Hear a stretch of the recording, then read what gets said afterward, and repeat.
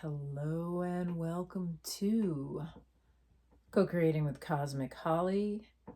This is the Astro Luna Tarot Moon Draw for the new moon in Libra happening on October 21st, 2025 at 8:24 a.m. Both the moon and the sun will be at 28 degrees, 21 minutes Libra. So we have been experiencing Libra energy for almost a month now, and now we finally have the new moon moving into Libra. And what do I always say during the new moon? We want to set intentions.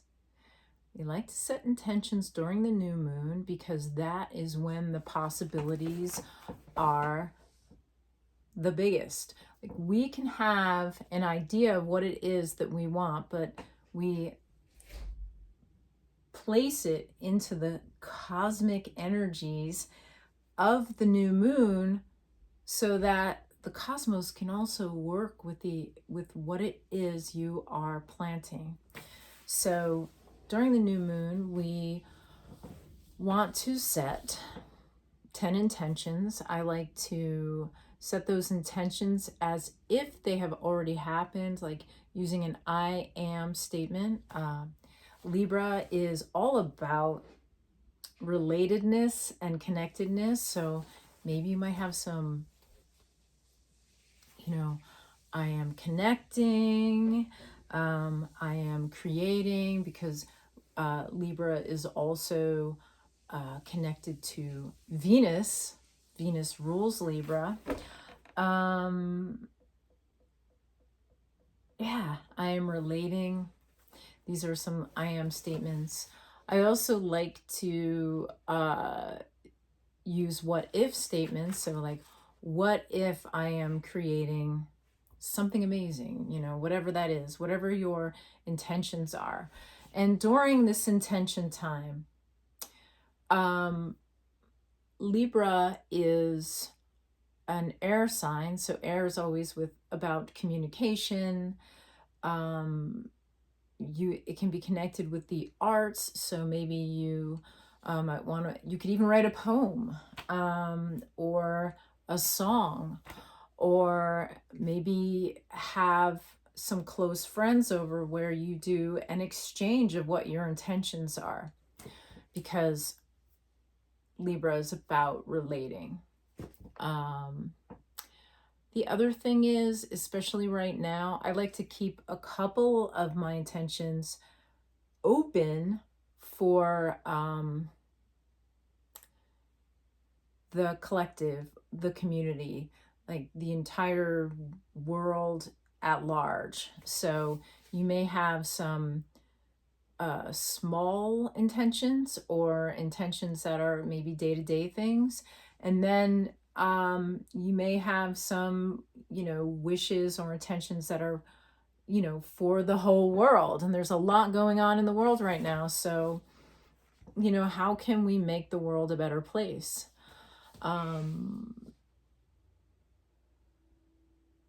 Also, I like to take one intention and just, like, you might have sort of a wish for something, and then like make it the biggest intention. Like, even if it doesn't seem like it makes any sense, like if you have a dream something you would like to experience, take it to the biggest limit your imagination will let you take it, and write it out, and then maybe try to take it even more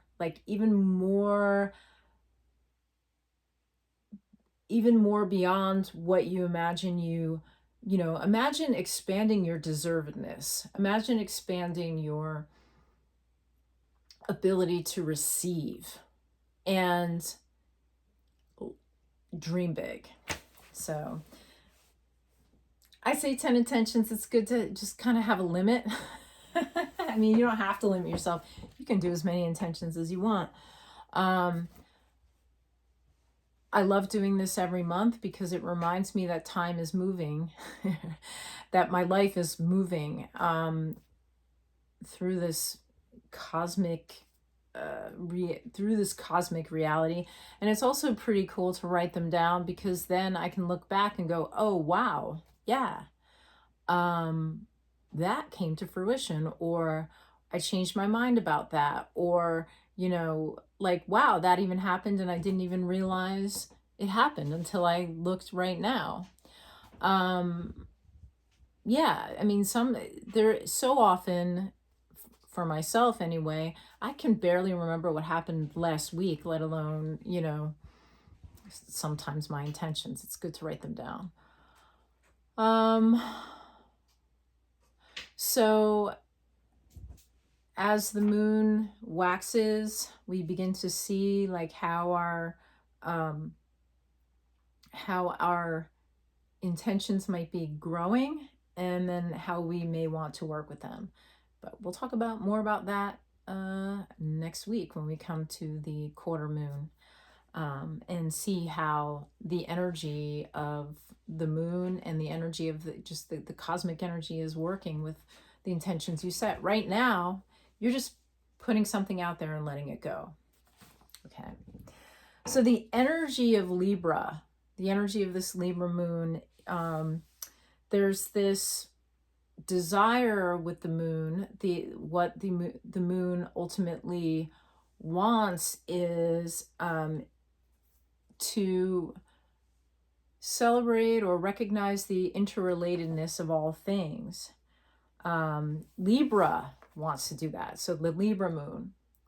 And Libra has a gift for taking things that may seem like they don't belong together, introduce them to one another, and then they work. So there's this energy, there's this creative energy. Is a very fertile time for trying new things, maybe combining new ways of making art, or meeting new people, maybe really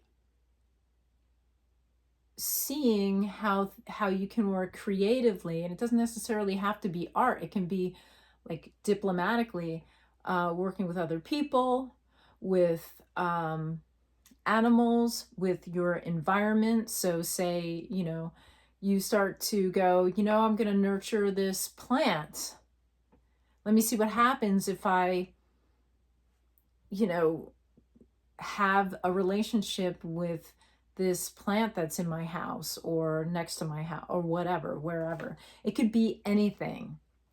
But there is a connectedness that Libra really loves. And because it's Venusian, there is beauty involved, and there can be a culture. There's sort of, what I feel is that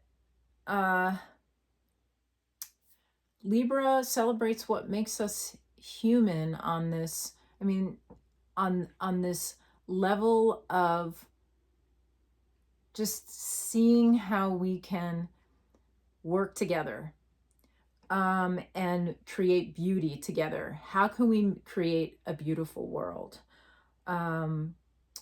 There's a social aspect to the energy of Libra with the relatedness that's happening. So Libra can be a social change artist. And so using that Libran energy, what kind of social change do you want to see? You might be able to imagine it. And then it's like, how can you as an individual be open to social change that is uplifting for everyone? Like, that's kind of the trick for it to be, we're celebrating humanity, we're celebrating beauty, celebrating the spirit. It's not always product or productivity. It's actually like, slow down. What is it that we're actually living for? Beauty with a, I talk about this all the time. Beauty with a capital B. The definition of that is that which makes us want to live. we need beauty in our lives. And Libra reminds us of that. And we need to connect with others in a way that is beautiful. Okay. I'm going to talk about a few other planets because they are there's some energy involved with these planets. And the first is we have Mercury and Mars conjuncting in Scorpio at 20 degrees. So on the 20th, that conjunct is 20 degrees Scorpio is exact. So on the 21st, Mercury's at 20 degrees 46 minutes and Mars is at 20 degrees 3 minutes. So it's not, they're still in the same degree. While Mercury is in Scorpio, Mercury's an ambassador for Mars and Pluto. Because Mars and Pluto are both Scorpio planets. And we might be experiencing a little more dark humor, irony, satire. We might be feeling like we want to scan beneath the surface of what we're being shown. And there's a lot of that energy happening right now. But this is like, what is happening? Mercury is like intellect and communication, wants to see what's going on underneath the surface, and then wants to communicate that. So when Mercury is in Scorpio, it's like the messenger of the underworld, right? And it's like Mercury wants to be the voice of the soul. This is like deep soul stuff. And we're moving also into the sun, moving into to Scorpio, in a couple days. So that energy is going to be like humming along with the sun for the next month as well. And then Mars asks us, what do we desire? And that's how you honor Mars. So you will start to find voice for your desires because Mercury and Mars are now like dancing together. And I just wanted to read what Caroline Casey says about desire and Mars in her book, Making the Gods Work for You. She says, by working with desire, we begin to understand the interrelatedness of all things. So going back to the moon and relating, we cannot pluck a strand of creation without causing the whole to resonate. All desire must take into account the well-being of the whole. So,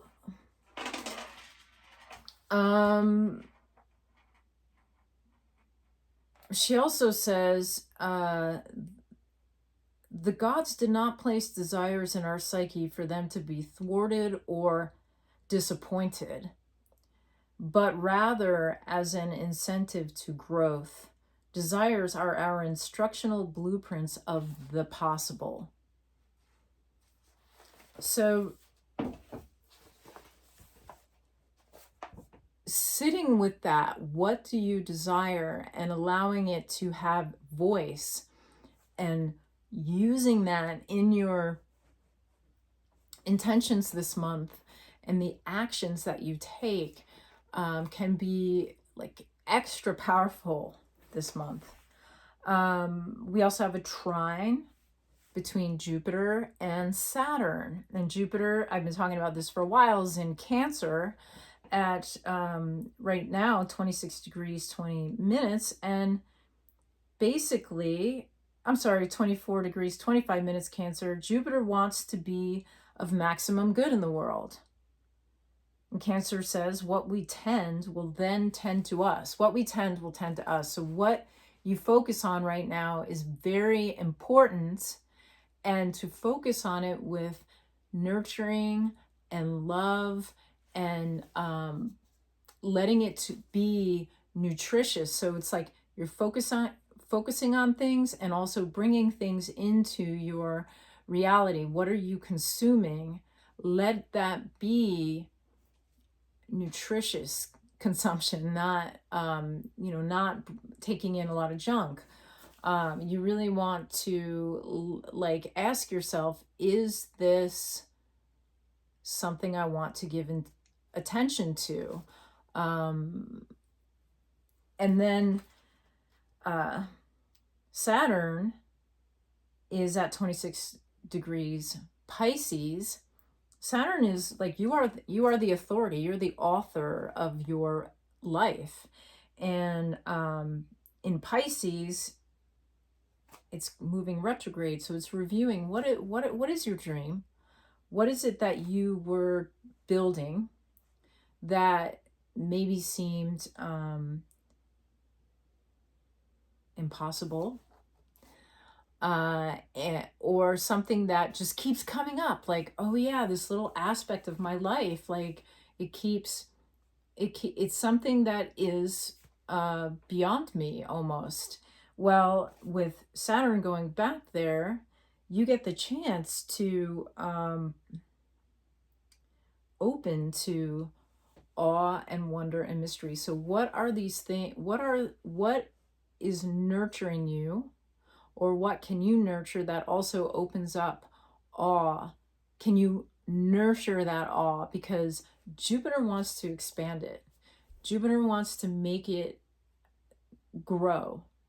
And Saturn is touching into what those things are by moving back through Pisces.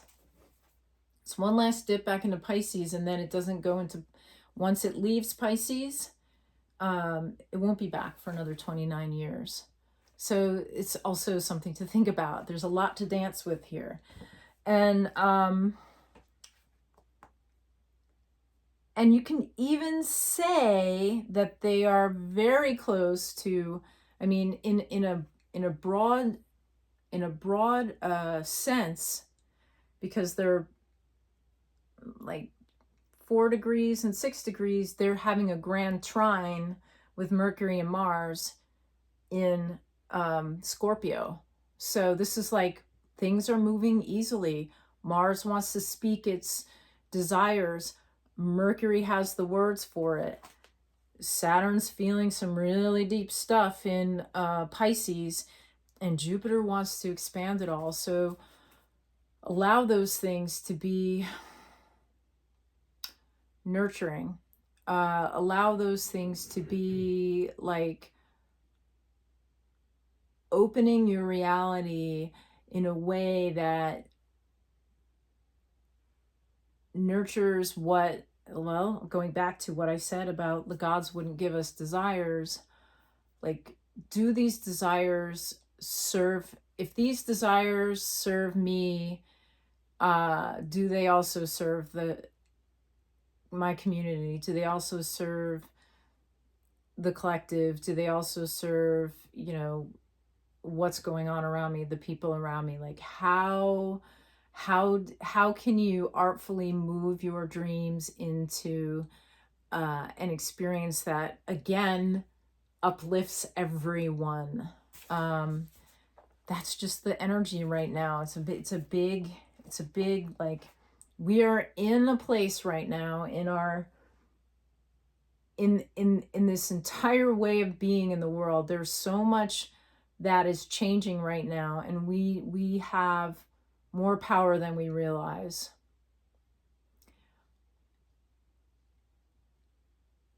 And so much of that power comes from being able to focus on what it is we can do in a positive way. And finally, Uranus and Pluto are trining in Gemini and in Aquarius. So as a collective, we have been moving into new territory, and we are about to move into like really new territory, because Uranus is moving retrograde, and when it goes direct this time, it's moving. Same thing, like Pluto is totally in Aquarius now for the next 20 years. So as a collective, we're about to move into new territory. I wrote this down. Uranus and Pluto are both in new signs that almost none of us has experienced, unless you're older than 86. Then you may have experienced Uranus and Gemini when you were a child. And the combination of Uranus and Gemini and Pluto and Aquarius is new to everyone on the planet, unless you're a sea turtle or a tree or Earth itself. Right? Once Uranus moves direct and we move past Uranus and Pluto trining at these early degrees in their new signs, right? We are in a new place. So now is the time, and it's always the time, to cast the spells, take the action in the world you want to experience, toward the world you want to experience. It's time to create a just and sustainable world.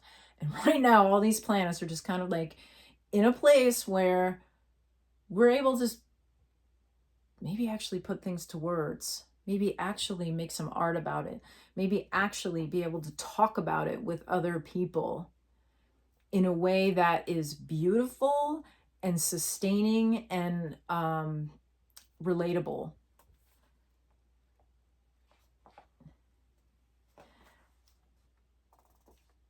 So we're inviting the winds of change to blow through our life and bring the most, as Caroline Casey would say, bring the most radically uplifting thing that could possibly happen into our lives. Like, invite that, because that is like Uranus is about, we have all these trines going on.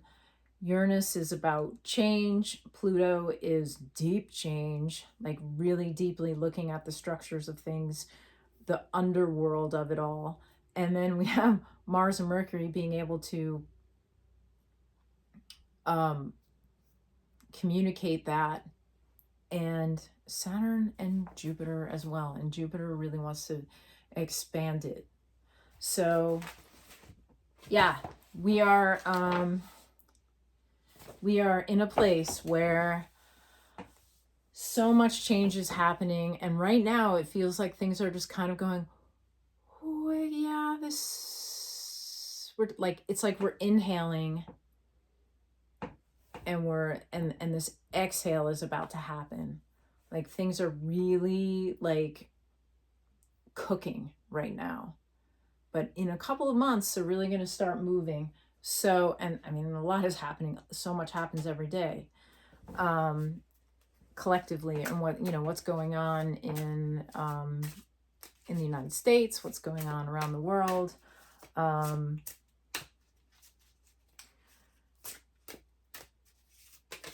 We can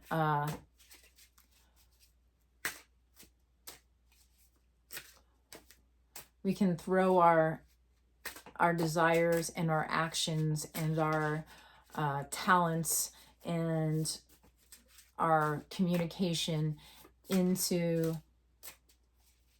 the soup. And we do, even if we're not aware of it, even if we're not consciously aware of it, which is partly why I keep saying every month, like, set your intentions. We all have our own lives that we're living, and then we're also interrelated. Okay, so one of the cards has fallen on the floor, and I'm gonna pick one more card, because I feel like two cards always just, I don't know, I just like reading two cards, having a little dialogue going around with okay, and I got three cards now. Wow. Okay, so the first card that jumped out was the Fool, and it's just like I've been talking about. We're in this place where all these energies are being swirled into this big soup of potential. And the Fool is like, it's pure potential. It's pure potential. Deepak Chopra says pure potentiality, and I'm not sure if potentiality is a word, but it's definitely potential. And the beginning of a new experience. And we are at the threshold of so many new things. And the really cool thing about the Fool is the Fool, I would take this energy and kind of allow there to be an innocence to at least some of what you're doing. The Fool embarks on, is in a place, it's, well, I mean, it's totally this space of I don't want to say it. It's potential unmanifest, and yet it's kind of like the situation where it's like you're able to do something because no one ever told you you couldn't do it. Like you didn't realize you couldn't do it, so you just did it. And that's the Fool. The Fool embarks on this adventure, and has all these magical tools that they're not even really aware that they have. Like this staff, like this Fool here, in this particular card, this person is divinely guided. This person is blindfolded and walking. There's the rabbit about to take this person onto into a reality they've never experienced. See, they got the stars here. These feathers are like antennas into the into being divinely, into listening to the divine, and moving through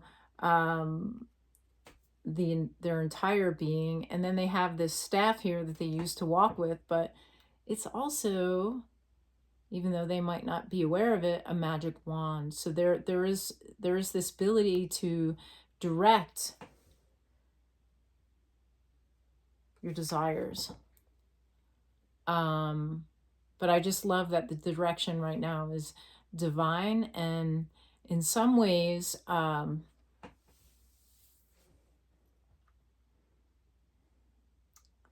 don't want to put this.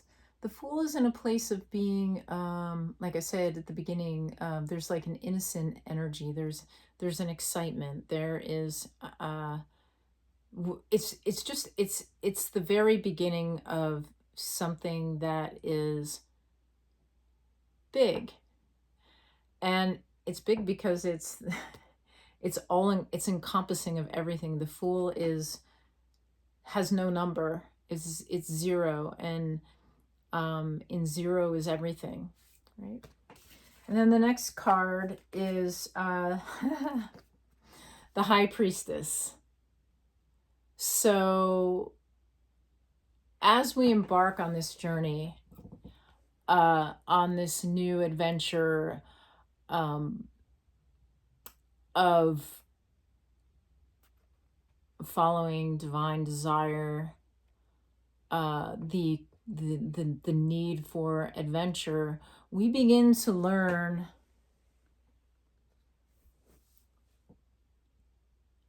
more about the mysteries of what it is to be human, the mystery of the spirit. As we follow because this is like you're continuing to follow your intuition, and more about what you're capable of is revealed.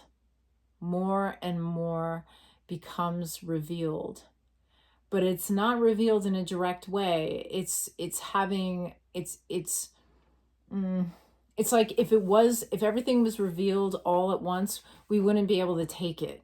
If that, it's like there's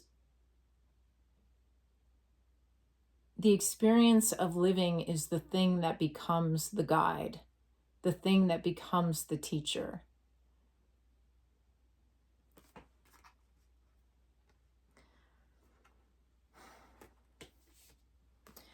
And you can go very deep with that. High Priestess, I mean, you know, let living be, let it be holy. And if you're divinely guided, what's to say that, you know, that everything you're related to is also, you know, I'd say that everything that you're relating to is also divinely guided. Some of us are more conscious than others. And then finally, woo, we get this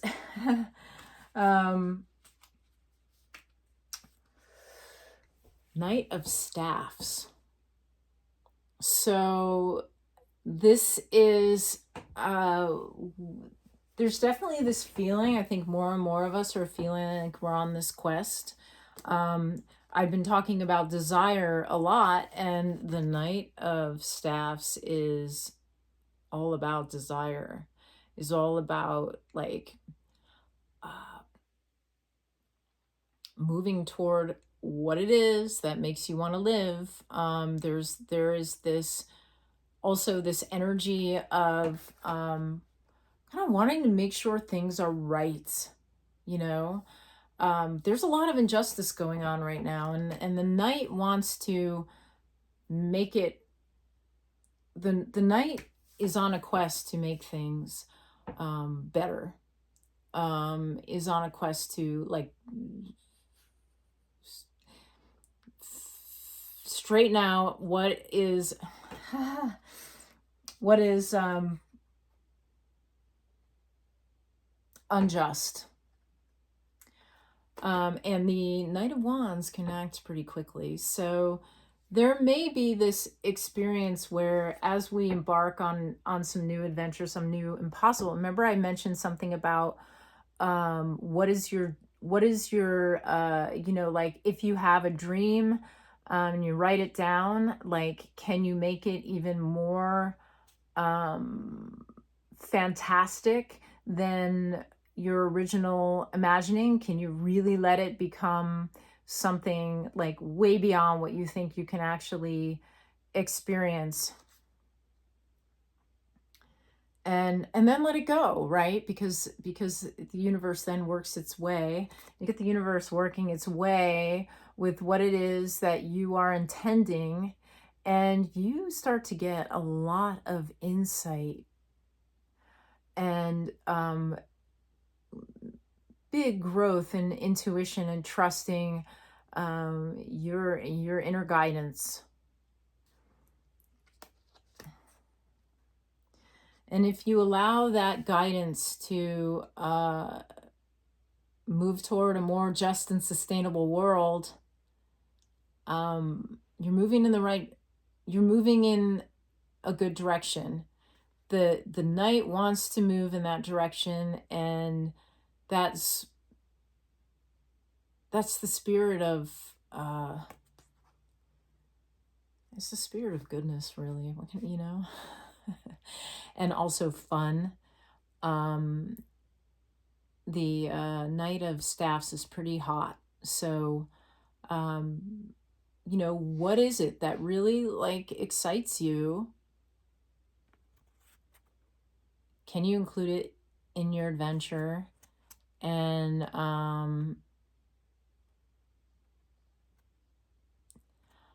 what do you, as you move through that inspiration, desire, you're going to learn some deep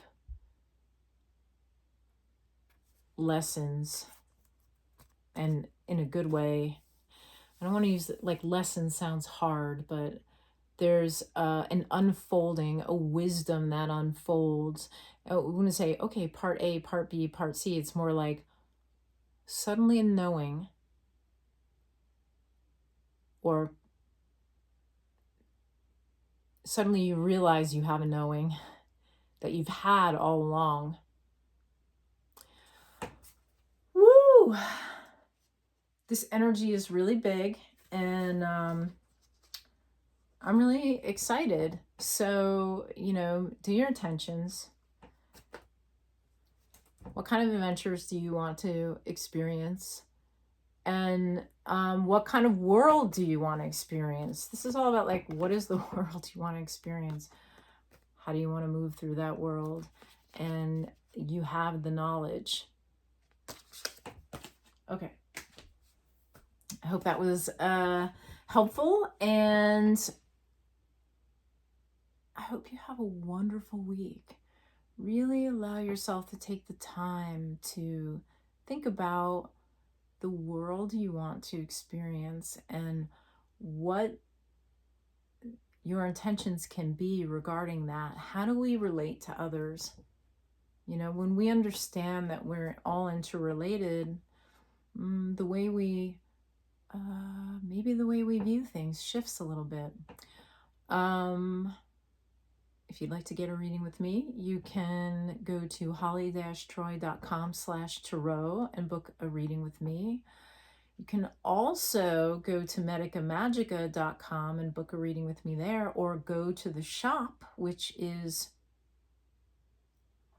in Red Hook, New York, upstate, the Hudson Valley, and you can book a reading with me there. Okay. Have a wonderful week.